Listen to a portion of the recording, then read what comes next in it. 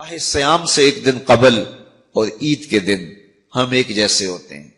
جہاں ہم رمضان سے ایک دن پہلے کھڑے تھے، عید کے دن بھی ہم وہیں کھڑے ہوتے ہیں. تو پھر ایک مہینہ اتنی طویل محنت کی اور مشقت اٹھائی، بھوک اور پیاس کاٹی، تو پھر کیا فائدہ ہوا؟ آپ ایک ڈاکٹر کے پاس جاتے ہیں اور اس سے دوائی لیتے ہیں اور مہینہ بعد اس کو استعمال کرتے ہیں، اور مہینے کے بعد آپ ٹیسٹ کرواتے ہیں تو جہاں تھی بیماری وہاں کی وہاں رہی. تو پھر دو باتیں ہیں، یا تو ڈاکٹر نے دوا ٹھیک نہیں دی، یا پھر آپ نے دوائی کے ساتھ پرہیز نہیں کیا اور جہاں تھے وہیں کے وہیں کھڑے رہ گئے. تو ڈاکٹر کے پاس دوبارہ جائیں گے تو وہ کہے گا جناب اس بیماری سے نجات تو ایک مہینے کے کورس سے ہو جاتا تھا، تو آپ کو آرام کیوں نہیں آیا؟ آپ نے پرہیز نہیں کیا. تو آپ اس کو کہیں کہ جناب ہم دوبارہ مجھے ایک کورس اور کروا دیں، لیکن پرہیز میں نے پھر بھی نہیں کرنا. تو ڈاکٹر کہے گا کہ نہیں جناب چھٹی کرو. اگر دوائی لینی ہے تو اس کے ساتھ جو احتیاطی تدابیر میں بتاؤں گا ان کو اختیار کرنا ہوگا. لیکن اگر کوئی شخص پھر دوسرا مہینہ کھاتا ہے اور احتیاطی تدابیر اختیار نہیں کرتا اور پھر ڈاکٹر کے پاس جا کہتا جناب آرام نہیں آیا، تو ڈاکٹر پھر اس کو کہے چلو دوبارہ لے لو، تو وہ تیسرے مہینے بھی کھائے، چوتھے مہینے بھی کھائے، ساری زندگی بھی کھاتا رہے، احتیاطی تدابیر نہیں کرے گا تو جہاں صحت تھی وہیں کی وہیں رہے گی. ماہ سیام آیا، پورا مہینہ دوائی لی، اور عید کے دن جب ٹیسٹ کروایا تو جہاں تھے وہیں کھڑے تھے. یا تو پھر دوائی ٹھیک نہیں ہے، میرے رب کی دوائی کس طرح ٹھیک نہیں ہو سکتی؟ جب اس نے کہا ہے لعلکم تتقون، تم روزے رکھو میں ضمانت دیتا ہوں تمہیں تقوی ملے گا، تو پھر تقوی نہیں ملا ہے تو پھر ہم نے روزے کی احتیاطی تدابیر کو اختیار نہیں کیا ہے اور اتنی طویل مسافت کاٹی ہے، مشقت کاٹی ہے، بھوک کاٹی ہے، پیاس کاٹی ہے. لیکن اگلے سال ہم پھر آئے تو ہم پھر اسی طرح وہ مشقت کاٹنے لگے اور احتیاطی تدابیر ہم نے پھر اختیار نہیں کی. تو صاحبو یہ ماہ سیام زندگی میں ایک بار پھر آیا ہے، اس کو احتیاطی تدابیر کے ساتھ گزارو. من لم یدع قول الزور والعمل به فلیس للہ حاجۃ فی ان یدع طعامہ وشرابہ. کہا جو جھوٹ اور جھوٹے امور اور کام نہیں چھوڑتا اس کے بھوکا اور پیاسا رہنے کی کوئی ضرورت رب کو نہیں ہے. وہ روزے کے ذریعے سے تمہاری تہذیب نفس کرنا چاہتا ہے، تمہارے من کو سنوارنا چاہتا ہے، تمہارے اندر کی غلاظتیں دور کرنا چاہتا ہے، لیکن تم اس کو احتیاطی تدابیر کے ساتھ لینے کے لیے آمادہ نہیں ہو. تو کاٹتے رہو، ہر سال مشقت کاٹتے رہو. 40 سال 45 سال 50 سال ہو گئے روزے رکھتے، ہر سال یہ ہوتا ہے کہ 29 شعبان کو جہاں کھڑے ہوتے ہیں 1 شوال کو بھی وہی کھڑے ہوتے ہیں. تو پھر کیا فائدہ اتنی مشقت اٹھانے کا؟ تو ماہ سیام زندگی میں ہمیں ایک بار ملا ہے، ایک بار ذرا اس کو احتیاطی تدابیر کے ساتھ گزار کے دیکھیے تو آپ دیکھیں گے کہ یہ روزہ کس طرح من کے اندر روشنیاں ڈال دیتا ہے اور کس قدر تقوی کا نور نصیب ہوتا ہے. تو زندگی میں اس ماہ نور، ماہ سیام رمضان المبارک کو پوری احتیاط کے ساتھ، پورے حزم کے ساتھ، اور جو بتائے گئے اصول و ضوابط ہے ان کے ساتھ گزاریے.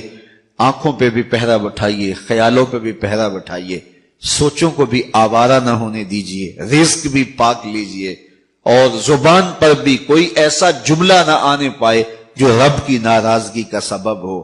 خیال بھی نہ بھٹکے، نظر بھی نہ بہکے، اور ایک ایک عمل زندگی کا خوبصورت ہو، منظم ہو، مرتب ہو، اور ادھر 30 روزوں کی بھوک ہو. اور پھر نتیجہ کیا ہوگا؟ میرے رب نے وعدہ دیا ہے لعلکم تتقون، تمہیں تقوی کا نور نصیب ہو جائے گا. تمہاری زندگی ایک عجیب کیفیت میں ڈھل جائے گی اگر تم روزے کو اس کی حقیقت کے ساتھ گزارو گے.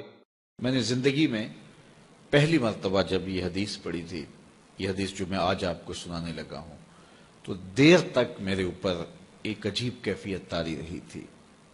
ایک یہ حدیث اور ایک قرآن مجید کی آیت نبئ عبادی انی انا الغفور الرحیم. وہ اعتکاف کے دن تھے کہ تلاوت کرتے کرتے میں جب یہاں پہنچا تو اس آیت کا ترجمہ یہ ہے کہ میرے بندوں کو بتا دیجئے کہ میں غفور بھی ہوں، میں رحیم بھی ہوں. تو پتہ نہیں میرے اوپر کیا کیفیت وارد ہو گئی، اس آیت کا کوئی ایسا نورانی عکس پڑا تو میں قرآن مجید لے کے ایک ایک حجرہ اعتکاف میں جاتا تھا، اور عجیب آنکھوں میں آنسو اور بدن پہ ایک راشے کی سی کیفیت، اور ایک ایک کو کہتا تھا یہ تمہارے رب کا قرآن ہے، کہ اللہ فرماتا ہے بتا دو بندوں کو کہ میں غفور بھی ہوں، میں رحیم بھی ہوں۔ تو وہ ایک کیفیت پیدا ہوئی تھی۔ بہرحال بعد میں بھی بارہا اس کی تلاوت ہوئی، اس کا آز تو ملتا ہے، لیکن وہ ایک لمحہ ہوتا ہے، وہ ایک بجلی ہوتی ہے، گونجتی ہے اور گزر جاتی ہے۔ اسی طرح یہ پہلی مرتبہ جب یہ حدیث میں نے پڑھی تھی تو اس وقت میرے اوپر ایک کیفیت طاری ہوئی تھی۔ تو آج میرے مضمون میں یہ حدیث دوبارہ آ گئی، اور میں یہ بارہا اپنے سامعین کو سنا چکا ہوں۔ اور یہ ایک ایسی واردات تھی اچانک جو صحابہ کے اوپر ہوئی، ان کی قلبی واردات، کہ صحابہ کھڑے تھے، حضور اچانک تشریف لائے اور فرماتے ہیں کہ کیا تم اس بات کی گواہی نہیں دیتے کہ اللہ کے علاوہ کوئی معبود نہیں اور میں اس کا رسول ہوں؟ حضور نے پہلے تو یہ بات کی۔ ایسے صحابہ کھڑے تھے، حضور اچانک آئے، اور اچانک ہی آتے ہوئے حضور نے فرمایا کیا تم اس بات کی گواہی نہیں دیتے کہ اللہ کے علاوہ کوئی معبود نہیں اور میں اس کا رسول ہوں؟ حضور کا انداز ایسا تھا کہ سینوں میں دل لرزنے لگے، اور سب نے عرض کی حضور ہم گواہی دیتے ہیں کہ اللہ کے علاوہ کوئی معبود نہیں اور آپ اللہ کے سچے رسول ہیں۔ تو جب انہوں نے یہ بات کہی قال، تو حضور نے ارشاد فرمایا یہ قرآن ہے، اس کا ایک سرا تمہارے رب کے ہاتھ میں ہے، دوسرا سرا تمہارے ہاتھ میں ہے۔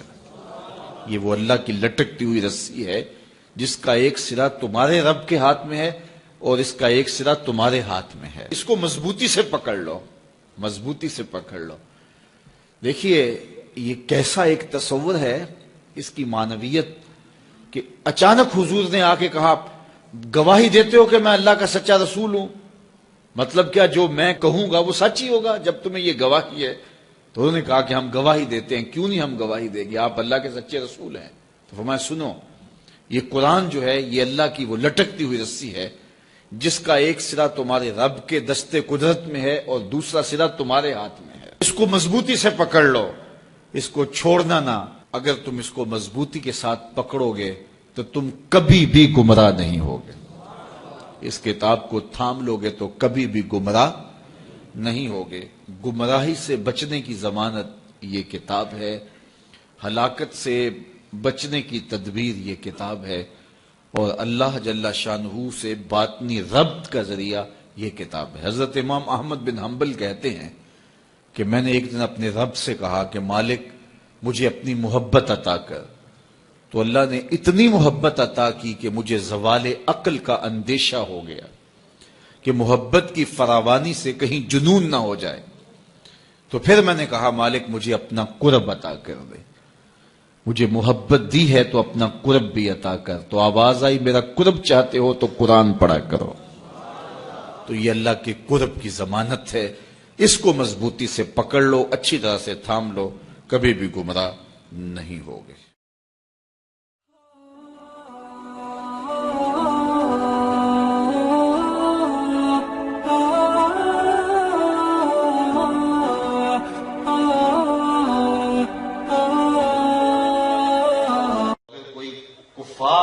اور دوسری قوموں کے ساتھ مشابہت کرے گا تو جس کے ساتھ اس نے مشابہت اختیار کی وہ انہی میں شمار ہوگا۔